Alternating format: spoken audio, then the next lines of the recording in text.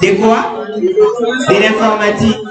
Mais cette fois-ci, nous allons plutôt parler des réseaux informatiques. Ok? C'est toujours une partie de ce cours, un des chapitres de ce cours. Nous allons parler des réseaux informatiques. Alors, les réseaux informatiques, c'est quoi par définition? Les réseaux informatiques, c'est quoi par définition? Un réseau informatique, c'est quoi? Pas de réponse collective, mes chers camarades. C'est déjà enregistré à partir d'ici, je vous avais dit oui. Un ensemble des éléments ou des équipements électroniques tels que ordinateur, imprimante, scanner, modem, routeur, commutateur, ainsi de suite, n'est-ce pas? Interconnecté et capable de communiquer. Émetteur et recevoir, émettre et recevoir des messages, n'est-ce pas? Ok. Donc, monsieur, pardon, moi j'enseigne comme ça. Donc, allez-y, monsieur. Suivez. Il faut aussi avoir une notion de politesse. Hein? Ça ne fait pas bien, même si vous avez fait quelque chose de bon. Pendant que l'enseignant enseigne comme ça, tu viens jusqu'ici pour me parler. Non, ce n'est pas bien. Ok, on peut avancer. Alors, les réseaux, c'est l'ensemble. Écoutez la définition la plus courte. Donc, vous pouvez retenir. Les réseaux, c'est l'ensemble des ordinateurs et des appareils reliés. Ensemble des ordinateurs et des appareils unis. Ensemble des ordinateurs et des appareils reliés. C'est simple, hein? Reliés. Ensemble des ordinateurs et des appareils unis. On peut dire unis ou reliés, n'est-ce pas? Si vous avez écrit relié, l'autre avait écrit unis, c'est toujours correct. Ensemble des ordinateurs et des appareils unis. Unis ou reliés, c'est la même chose. C'est ça, les réseaux. Donc, quand nous parlons des réseaux, on ne peut jamais parler de réseau si seulement il y a un téléphone ou un ordinateur simplement. Ok? Pour parler de réseau, il faut qu'il y ait un ensemble, n'est-ce pas, des appareils reliés entre eux par des dispositifs de communication tels que l'ordinateur, médias de transmission, câble ITP, satellite et ainsi de suite. Ok? Modem, routeur, tout ça, ce sont que des dispositifs, n'est-ce pas? Ce sont des éléments qui composent un réseau informatique. Je vous ai dit, le réseau, c'est l'ensemble des ordinateurs et des appareils reliés. Exemple d'un réseau. Un réseau, bon, prenons par exemple les réseaux téléphoniques que nous utilisons ici. Les réseaux cellulaires, tels que Orange, Vodacom, Airtel. Ce ne sont que des réseaux déjà, n'est-ce pas? Donc, s'il faut parler des réseaux, d'abord vous allez disposer de l'énergie, n'est-ce pas, dans votre ordinateur. Tout comme quelqu'un d'autre aussi va faire de même. Comme ça, ça sera maintenant question de communication, de collaboration, n'est-ce pas? Vous avez des minutes ou des forfaits SMS, vous communiquez avec les collègues. C'est ça les réseaux. Quelles sont les raisons du réseau? Les raisons du réseau. Oui, les raisons d'utilisation des réseaux informatiques. Quelles sont les raisons d'utilisation des réseaux informatiques? Pourquoi nous utilisons les réseaux informatiques? Pourquoi nous utilisons les réseaux informatiques? Oui. Pour faciliter la télécommunication. Quand nous parlons de la télécommunication, nous voyons la communication à distance. Très bien, messieurs. Hein? Très bien, félicitations. Une réponse qui m'a vraiment marqué. En tout cas, c'est ça. On parle des réseaux pour faciliter la télécommunication, les échanges des informations. Ok? Alors, il y a encore une autre raison. Bon, la raison principale, c'est ça. Faciliter la télécommunication, ok? Quand on parle déjà de la communication, on peut s'envoyer des messages, on peut s'informer, soit on peut même apprendre. Tout ça, c'est dans la communication, ok? Donc, la raison principale de l'utilisation du réseau, c'est faciliter la télécommunication. C'est-à-dire faciliter la communication à distance. Si vous avez quelqu'un qui habite à Bogoto, vous êtes ici, essayez de l'appeler. Est-ce que vous pouvez l'atteindre, votre voix peut atteindre Bogoto? Non. Ok. Mais à partir des réseaux, ça va faciliter la télécommunication. Donc, vous l'appelez, vous parlez à une voix basse, mais lui, il est là, il écoute très bien. C'est à partir des réseaux. Je crois que maintenant, personne ne va se demander pourquoi nous utilisons les réseaux. Il y a une question ici, oui. C'est pas une question. Il y a une autre raison. Ah, ok. Les réseaux nous permettent aussi, nous donnent aussi la facilité de faire des recherches. Des recherches, c'est toujours dans la communication. Ok? Donc, je ne vous ai pas dit que ça sera seulement, en fait, ça ne sera pas seulement la communication, la télécommunication, ok? Mais je vous ai dit que la raison principale, ça sera quoi? Ça sera la communication. Ce n'est pas votre problème.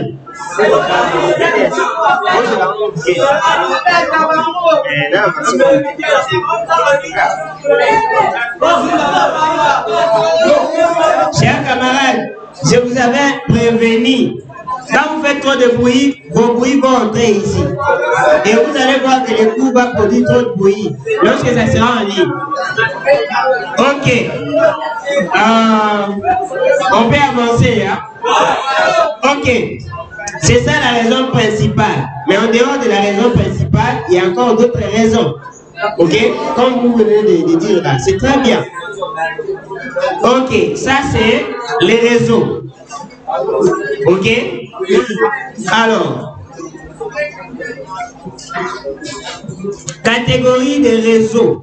Parlons des catégories de réseaux. Il y en a plusieurs ces derniers temps. Mais ici, nous avons prévenu 4 catégories de réseaux. Il y a d'abord les réseaux LAN, les réseaux MAN, les réseaux quoi? Il y a PAN, il y a LAN, il y a MAN, il y a aussi WAN. Ok? Les réseaux PAN, commençons par PAN. PAN, P-A-N. PAN signifie Personal Area Network. Ok? Ok. C'est-à-dire quoi? Bon, l'anglais est obligatoire aujourd'hui pour tout le monde. Hein? Ne soyez pas étonnés.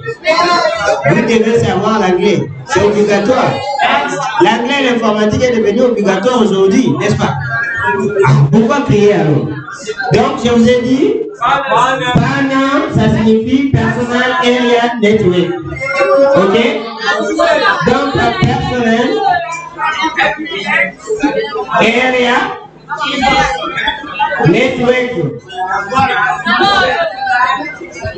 C'est comme ça, hein? Personal Area Network. Ça signifie quoi en français? Ah, les réseaux personnel. Ok? C'est un réseau personnel. En résumé, PAN, c'est un réseau personnel. C'est-à-dire, si vous avez votre propre réseau dans la maison, ce réseau est appelé PAN. Ok? Mais c'est toujours utilisé dans le local. Ok? Dans une maison pour un seul individu, ce réseau est appelé le réseau PAN. P-A-N. Il veut dire Personal Area Network. Quand on parle de network, on voit quoi? Réseau. Le mot réseau en anglais c'est network. Hein? Vous pouvez dire network, mais on prononce plutôt network. Ok. C'est comme ça. Les réseaux informatiques. Nous avions dit que les réseaux c'est l'ensemble des ordinateurs et des appareils reliés. C'est ça. Ok, prenons maintenant LAN. LAN, c'est écrit L-A-N. Donc, ce que vous devez changer seulement, à partir de L, ici, c'est Local Area Network. Hein? L, Local Area Network. Vous savez déjà comment vous pouvez écrire le reste, n'est-ce pas? Donc, local, comme vous écrivez en français. Mais en anglais, ça sera autre chose. Local Area Network. C'est les réseaux locaux installés dans une organisation. Ok? Les réseaux PAN et les réseaux LAN, c'est presque la même chose. La différence est que tous c'est au niveau de local. Ok? Au niveau local. Mais la différence est que LAN est utilisé pour une organisation. Tandis que PAN, c'est un réseau personnel. Pardon? Pour une entreprise, une organisation. On peut installer LAN pour les débats. Ok? Quand vous installez un réseau pour les débats, ça sera appelé un réseau LAN. Ok? Bon, c'est ce que vous avez toujours l'habitude d'appeler un réseau Wi-Fi. Ah? Mais on appelle le réseau LAN. Le réseau Wi-Fi, c'est seulement des moyens d'accéder. Si on se connecte au moyen des câbles, là on parle du réseau filaire. Si ce n'est pas au niveau des câbles, ça sera au niveau sans fil que vous appelez Wi-Fi. Hein? Alors, en dehors de LAN, nous avons les réseaux MAN. Ok?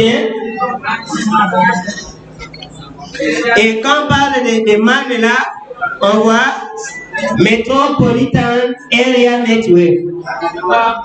Hein? Metropolitan Area Network. C'est le réseau métropolitain. C'est un réseau pour une ville. Ok? Et quoi? Métropolitain Area, vous savez déjà, n'est-ce pas? Network. Hein? Metropolitan Area Network. C'est les réseaux pour une région ou une ville, tout court. C'est-à-dire, si nous avons notre propre réseau ici à Badaka, on va dire que c'est le réseau métropolitain, c'est-à-dire MAN. C'est un type de réseau qui couvre un espace géographique d'une ville ou d'une région. Ok? Exemple, un réseau pour Tumbandaka. C'est ça? Réseau métropolitain. Ok? Mais en dehors de ça, nous avons aussi des réseaux WAN. Ok? Alors, quand on parle de WAN, nous avons WAN, qui signifie Wide Area Network. Ok? Les réseaux mondiaux. Ok? C'est les réseaux mondiaux.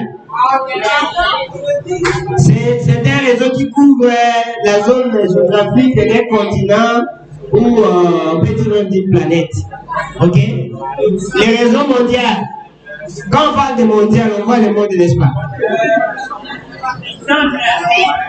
Donc, les réseaux qui couvrent l'échelle d'un continent. Hein? Et quand on parle de WAN, on voit déjà la présence de l'Internet. C'est-à-dire, ensemble de plusieurs réseaux, comme ce que nous appelons l'Internet. Je vous avais dit ça au départ, n'est-ce pas? Pardon? WAN, c'est Wide Area Network. Donc, on écrit wide comme ça. W-I-D-E, wide. Ok? Area Network. Donc, c'est les réseaux mondiaux. Je suis en train de résumer les chapitres. Je donne l'essentiel. Je crois au plus tard samedi, on aura l'interroger. Je vous avais déjà dit. Bon, on va seulement voir. Je crois dans 3 séances seulement, le groupe est pas en train. Ok. Quand nous parlons de wide, nous parlons des réseaux mondiaux. Ça va? Ou les réseaux qui peuvent ouvrir l'espace géographique d'un continent tout court. Donc, nous distinguons, ici je vous ai cité 4 types de réseaux, n'est-ce pas? Ou catégories de réseaux. J'ai parlé des PAN, j'ai parlé des LAN, WAN, MAN et WAN. Ok? Et j'ai donné les détails possibles pour chaque catégorie de réseau. En dehors des catégories de réseaux ou types de réseaux, nous avons la topologie des réseaux. Nous avons des topologies de réseaux. Il y a une différence entre la typologie et la topologie des réseaux. La typologie, c'est par rapport à la grandeur, telle que je viens de vous parler, catégorie de réseaux. Mais en dehors des catégories de réseaux, nous avons aussi la topologie des réseaux. Quand nous parlons de topologie réseau, nous voyons l'architecture réseau. Ok? L'architecture de ces réseaux. Comment on a construit ces réseaux? C'est ce que nous appelons topologie. La topologie réseau. L'architecture réseau. Techniquement, on voit comment on a construit ces réseaux. C'est à partir des topologies. Premièrement, nous distinguons plusieurs topologies, mais on va commencer par la topologie en bis. Ceux qui ont des modules peuvent facilement voir. Ok? Topologie en bis. On a classé les ordinateurs en bis, c'est-à-dire il y a une ligne, n'est-ce pas? Et chaque ordinateur sera connecté. C'est-à-dire qu'on parle de topologie ici, simplement, on vous parle de la façon dont on a construit ces réseaux. Comment on a classé les ordinateurs et on a disposé des matériels.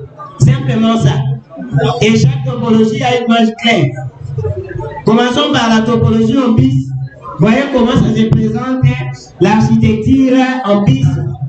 Donc, quand vous avez la topologie en bis, vous avez une ligne, n'est-ce pas? C'est-à-dire des câbles ITP vont passer comme ça et vous allez connecter chaque machine à partir de l'architecture qui est exprimée en bis. C'est-à-dire vous avez les routeurs, vous avez les câbles et vous commencez à brancher progressivement. C'est ça la topologie en bis. Celui qui a le module peut voir clairement ce que je suis en train de parler. N'est-ce pas? C'est très clair là-bas. Passons à une autre topologie. Topologie en anneau. Dans la topologie en anneau, vous savez, quand on était des enfants, des petits enfants, je ne sais pas si vous avez fait la même chose que moi. On faisait des jeux comme ça, on disait Père Jacques, quelque chose comme ça. Vous avez fait ça? Il y avait un jeu comme ça pendant qu'on était enfant. On faisait un cercle avec les amis. On chantait Père, Jacques, Père. Je sais pas si vous savez ça. Regardez, suivez. Regardez seulement l'image là. Ça ressemble à ça. C'est-à-dire, quand vous tenez la main comme ça, vous avez construit un cercle. Ok? Cette topologie a été inventée par IBM. Vous avez toujours entendu parler de IBM, n'est-ce pas? Hein? IBM signifie quoi? IBM. Oui. Ah, très bien. International Business Machine. Donc, cette topologie ici, on va voir que les machines sont entourées comme ça. Ok? On a construit la topologie, l'architecture sous forme d'un cercle comme ça. Ok? IBM, j'ai parlé de IBM. IBM, c'est quoi? International Business Machine. Écrivez tout comme vous pouvez comprendre. En français, vous pouvez écrire International Business Machine. C'est que vous pouvez écrire. Mais en français, c'est une entreprise internationale pour la vente, n'est-ce pas, pour le business des ordinateurs, des machines. C'est comme ça. En dehors des topologies en anneau, nous avons la topologie en étoile. Quand on parle de la topologie en étoile, je crois ça doit être la topologie la plus utilisée. Hein? C'est la topologie la plus utilisée. La topologie en étoile. Si vous êtes devant le module, vous êtes en train de voir 3 machines qui sont connectées à un appareil appelé Hub. Suite. Ok? 3 ordinateurs sont connectés à un appareil appelé Hub ou Suite. Ok? Donc, c'est matériel. Ces ordinateurs sont connectés directement à partir de... Pourquoi on aime toujours utiliser la topologie en étoile? Parce que ça présente moins d'inconvénients, n'est-ce pas, lors de l'interruption de la connexion. C'est-à-dire chaque machine dépend directement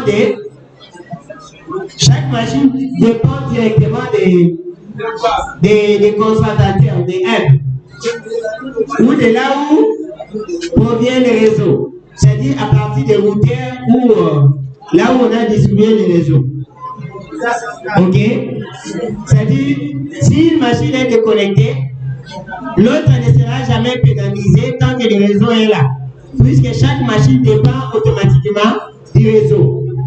Il n'y a pas d'intermédiaire pour arriver jusqu'au réseau. Mais dans d'autres machines, prenons par exemple la topologie en anneau, il y a eu quelque chose comme ça. Supposons que le réseau commence ici. Il y a des machines comme ça. Il y a des machines comme ça. Ok? Si la coupure se trouve à partir d'ici et ici, ces machines seront chômées, n'est-ce pas?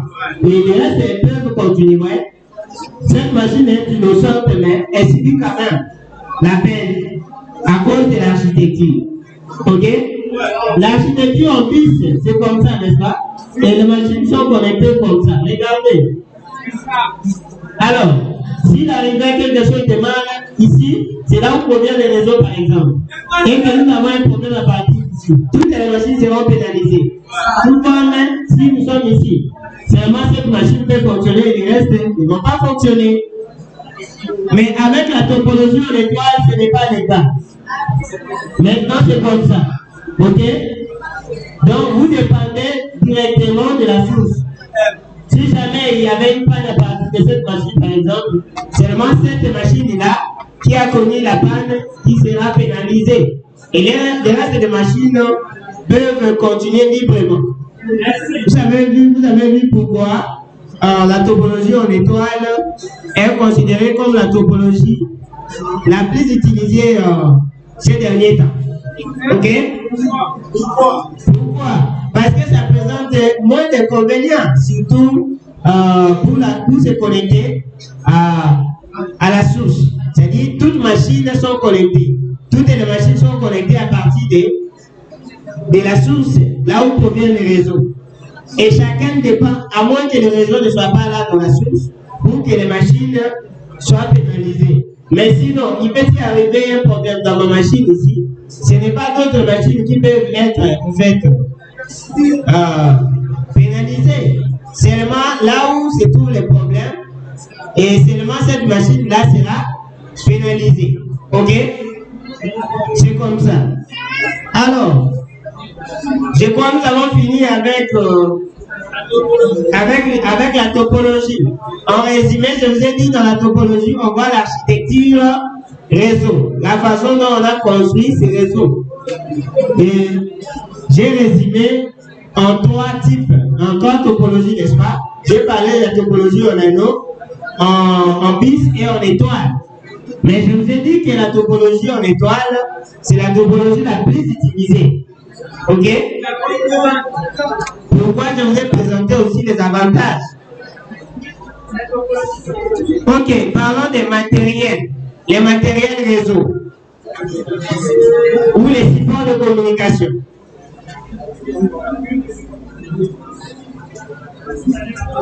Hein? Si vous regardez, il y a des câbles là-bas. Supports de communication. Les matériels où on parle des supports de communication dans le réseau. Regardez, il y a des câbles. Il y a une pièce là-bas qu'on appelle la carte réseau. Regardez dans l'image que vous voyez en dessous. Hein? Dans l'image que vous voyez, il y a 4 images là-bas. Ok? L'image qui se trouve à droite. À droite, il y a une pièce de l'ordinateur là-bas qu'on appelle la carte réseau. Ok? Je suis dans la page 42. Ok? Au milieu là, vous avez une image là-bas. Ok? Page 42.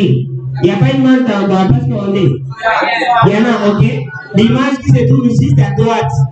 Ok? Il y a une pièce comme ça que nous appelons la carte réseau.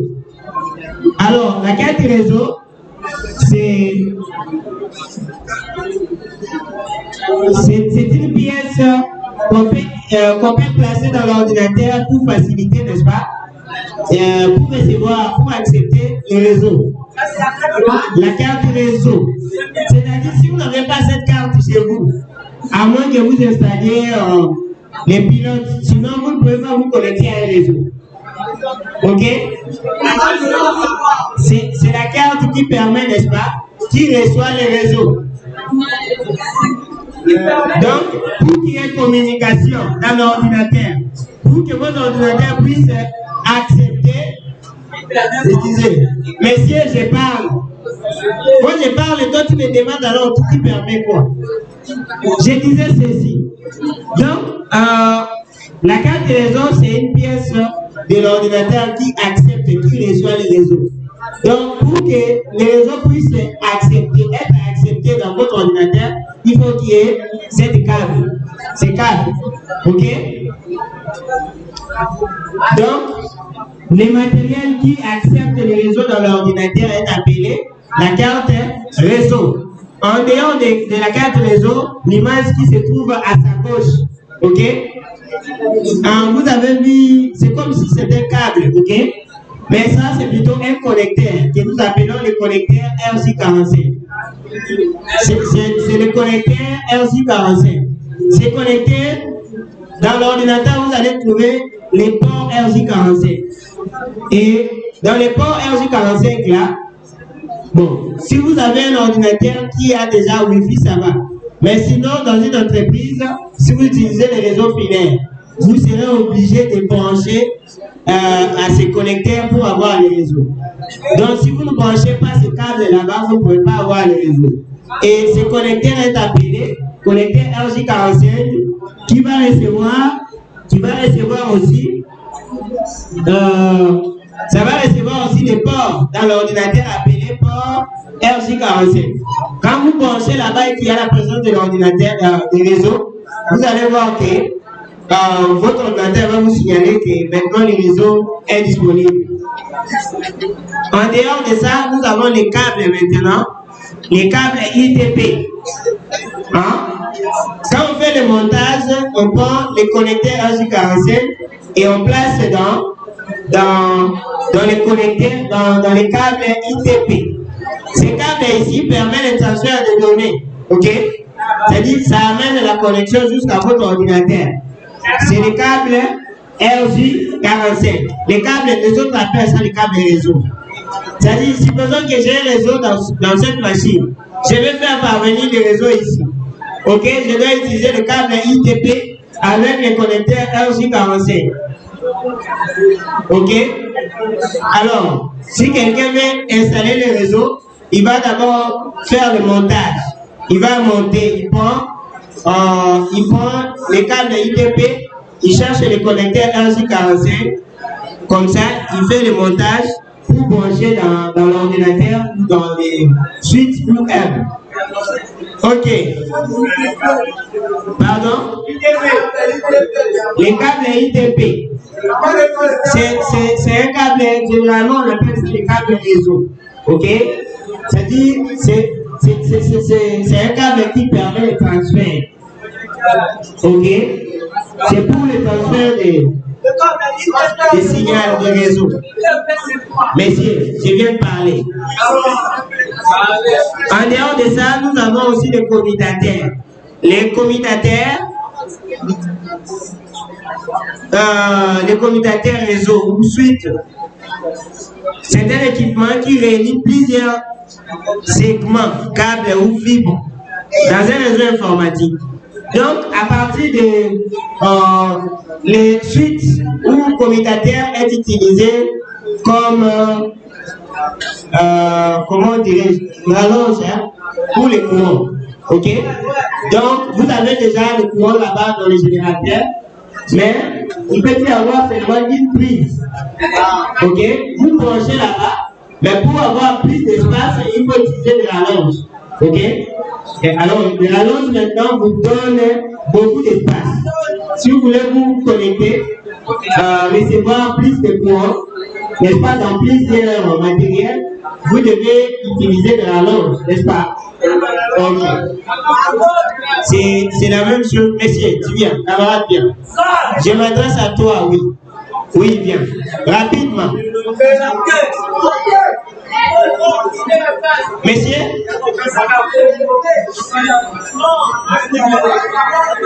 même demain, si on aura cours, hein, sors, rapidement.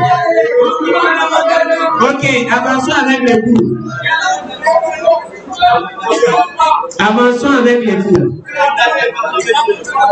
Vous avez compris l'importance des commutateurs, n'est-ce pas? Dans un réseau. Supposons que nous avons, dans un réseau, nous avons les modems. Voici les équipements réseau. Hein. Il y a d'abord BSA, tous les bassins. Il y a quoi? En dehors de ça, nous aurons les modems et les routeurs. Et on a fait la configuration jusqu'à ce que nous avons eu. Et les câbles, on aura besoin de câbles coaxial et de câbles ITP. Alors, quand on fait l'installation du réseau, vous avez déjà configuré le modem. Après avoir fini la configuration du modem, vous êtes dans la configuration du routeur. Tout marche bien, il y a des réseaux. Maintenant, vous avez 10 ordinateurs. Mais vous allez remarquer dans les ports des suites là, il y a parfois un ou deux ports seulement. S'il arrivait que vous avez moins de ports, vous avez plus de 10 ordinateurs, toutes ces machines ne peuvent pas être branchées directement à partir des routeurs. Qu'est-ce que vous allez faire? Vous allez associer, n'est-ce pas, les commutateurs qui permettent de distribuer les réseaux. C'est comme faire les rallonges. Donc, quand vous branchez, ça vous donne plus d'espace pour vous connecter au courant, n'est-ce pas? Il en va de même avec les suites ou commutateurs. Et regardez, si vous regardez, il y a plus de ports dans les suites là-bas. En dehors des suites, nous avons aussi les modems. Les modems. Modem signifie, dans modem là, il y a MO, il y a aussi DEM. Ok? Quand vous voyez modem là, il y a MO il y a aussi dem. Mon qui veut dire modulateur et dem signifie démodulateur. Donc, les modernes, c'est modulateur, démodulateur. Modulateur, démodulateur.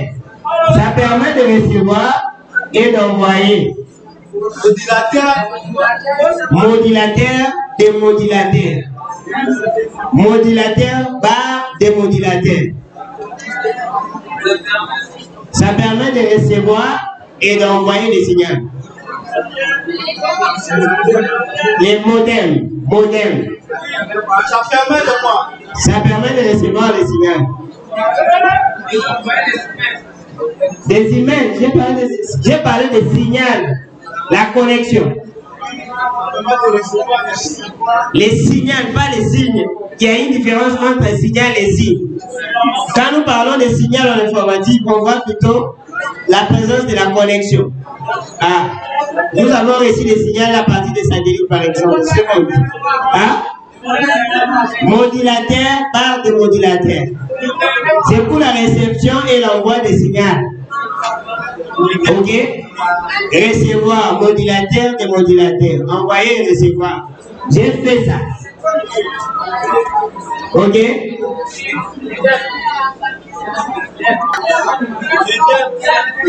Modulateur, démodulateur. J'ai dit modulateur et démodulateur, c'est modèle, n'est-ce pas? Recevoir et envoyer les signaux. Vous voulez encore que j'ajoute quoi? Ok, en dehors de cet équipement, il y a aussi les routeurs. Les routeurs.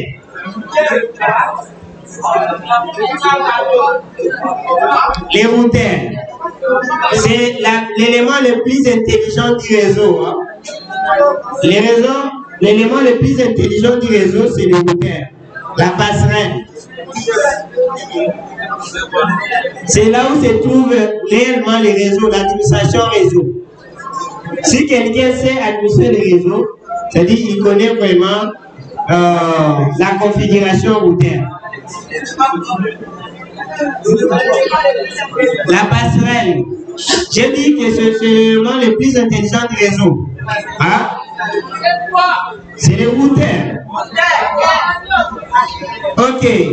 Une passerelle est un dispositif qui permet de relier des réseaux informatiques comme par exemple un réseau local et Internet.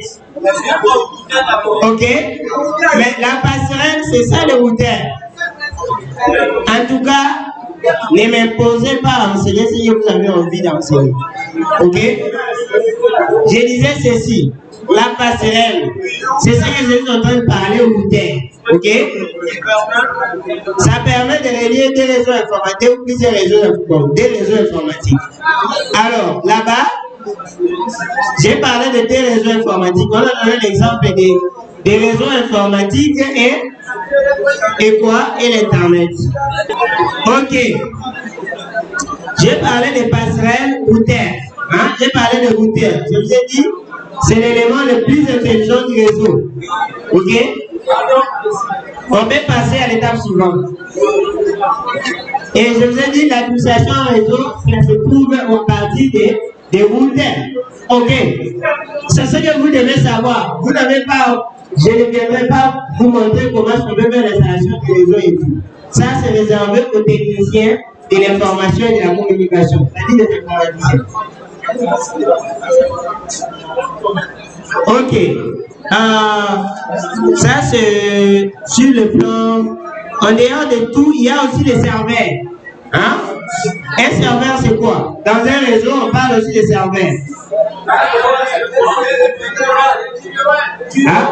Je vais des firewall. Je vous ai déjà parlé de ça, n'est-ce pas? Mais je ne vais pas parler de firewall ici. Bon, je vais retourner. Mais si jamais j'ai déjà parlé de ça et que vous faites semblant, firewall, ce n'est pas parfait. Je n'ai pas parlé de parfait ici. Bon, pourquoi vous faites encore revenir là-bas? Messieurs, suivez. Vous n'avez pas à m'obliger ce que je peux faire. D'ailleurs, je connais ce que moi je peux vous enseigner et ce que je ne peux pas. Parce que je maîtrise d'abord très bien mon cours. Je sais que pour ce point-ci, on a déjà eu à parler sur ça. Ok? Alors, ne me dites pas ce que je dois faire. Ah, ne pensez pas, pardon? Quand bien même on avance, mais ça, on a déjà appris. Pourquoi encore faire des répétitions inutiles comme ça? En fait, je voudrais parler des serveurs, ok? Un serveur. Ici, on a pris seulement l'exemple des NAS, ok? Network Attached Storage. C'est quoi? D'abord, vous devez savoir c'est quoi un serveur. Ah? Un serveur, c'est quoi? À partir des réseaux, nous avons généralement l'architecture client-serveur ou l'architecture poste à poste. Essayez d'enlever ce qui se trouve ici pour que je puisse donner des explications claires quant à ça. S'il y a un point où je vois la nécessité, je vais expliquer. Des serveurs. Un serveur dans un réseau, c'est une grande machine. Une machine dotée d'une grande capacité. Un serveur, c'est une machine dotée d'une grande capacité qui émet ou qui partage ses ressources à partir du réseau. Ok? Un serveur partage ou dispose ses ressources à partir du réseau. Une machine cliente, c'est une machine qui accède au réseau, mais cette fois-ci, ça va profiter plutôt aux ressources partagées par les serveurs. Prenez l'exemple clair des clients serveurs, ok?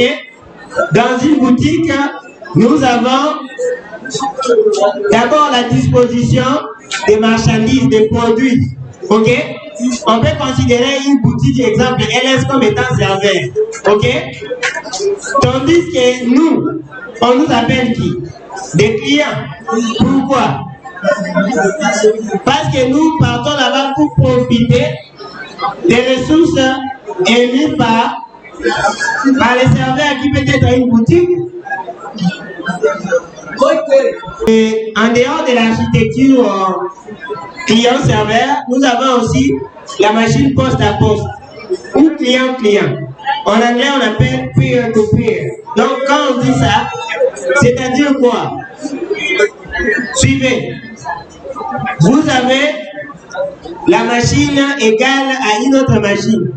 Chacun de nous dépend de lui-même. Il accède, il fait ce qu'il veut, il s'en fout des restes des machines. Donc, pour que cette machine puisse fonctionner, il n'a besoin seulement de réseau et non d'une autre machine. Ça, c'est ce que nous appelons l'architecture client-client ou peer-to-peer. Ok? Il existe aussi des dispositifs d'alimentation sans interruption. Je crois vous avoir parlé de ça le samedi. Rappelez-vous, je vous avais posé une question dans un réseau. Prenons par exemple Orange ou Vodacom. Vous pouvez appeler même à partir de 1h du matin. À partir de 1h du matin, le réseau est toujours là. Mais pour que le réseau fonctionne, il faut qu'il y ait les courants, n'est-ce pas? Pour que les agents de Vodacom, Airtel ou Orange puissent émettre leur matériel, il faut qu'il y ait du courant. Mais qu'est-ce qui arrive? Vous pouvez constater avec moi, à partir de 1h du matin, on a arrêté le générateur. Mais ça va bien. Vous appelez, ça passe. Qu'est-ce qui arrive? Oui. L'autonomie batterie, alors que dans les réseaux, même dans les routeurs, il n'y a pas une pile là-bas pour sauvegarder. On utilise les ondulaires, comme je vous avais dit, ok? Dispositif d'alimentation sans interruption ou en délai, ok? Ce sont des dispositifs d'alimentation sans interruption. Vous Vous pouvez parfois utiliser le générateur et à un moment donné, vous voulez changer les lignes. Vous devez d'abord prévenir en utilisant les ondulaires. Ok? Si vous remarquez bien, il y a même des réseaux clients-serveurs ici. J'ai déjà parlé de ça, n'est-ce pas? Voyez, moi, quand j'enseigne souvent, même l'architecture poste à poste, peer to peer. Soyez seulement, vous allez voir que j'ai déjà parlé de ça, n'est-ce pas? Donc, moi, je suis un peu comme ça. Parlons seulement des protocoles de communication. Ok? Protocole de communication pour les réseaux. Il y a ce que nous appelons les protocoles TCP/IP. Protocole TCP/IP. Donc, quand nous parlons des protocoles de communication, nous voyons l'ensemble des règles et des procédures à respecter pour émettre et recevoir des données sur un réseau. C'est ça ce que nous parlons, protocole. Ensemble des règles et procédures à respecter pour émettre et recevoir des données sur un réseau. C'est ça, protocole réseau. Mais je commence par le protocole TCP/IP qui veut dire Transmission Control Protocol, Internet Protocol. Ok. Il y a du quoi? Est-ce qu'on a démarré? Bon, cherchez-moi le projecteur. Si ça va aller. Ok.